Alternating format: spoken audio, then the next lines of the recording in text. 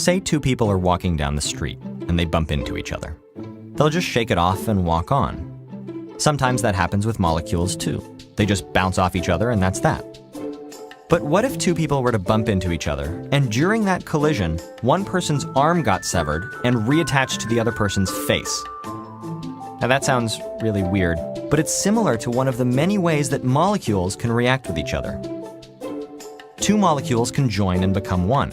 One can split apart and become two. Molecules can switch parts. All these changes are chemical reactions, and we can see them happening around us.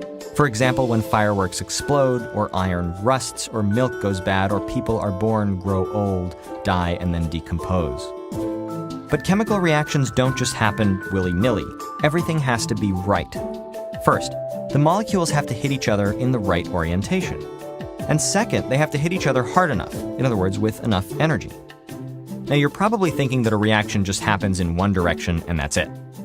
Sometimes that's true. For example, things can't unburn or unexplode.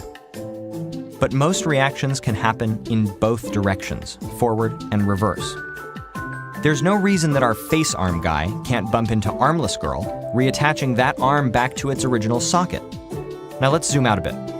Now let's say that you've got 1,000 people on the street, and all of them start with their limbs normally attached.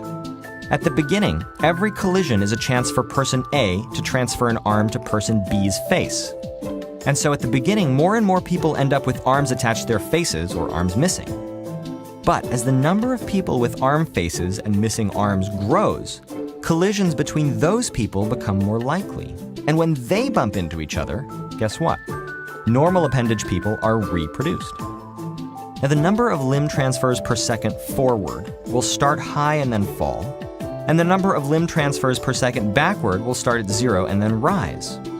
Eventually, they'll meet, they'll be the same.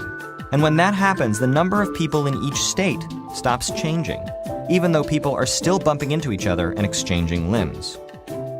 Now, how many people do you think there are in each state? Half and half, right? No. Well, maybe. It depends. It could be 50-50, but it could be 60-40 or 15-85 or anything. We chemists have to get our little gloved hands dirty. We're in a lab, so not really dirty, to figure out what the actual distribution of molecules is. Even though each of these limb transfers is a pretty dramatic event for the people involved, if we zoom out, we see population numbers that don't change. We call this nirvana equilibrium, and it doesn't just happen with chemical reactions. Things like gene pools and highway traffic show the same pattern.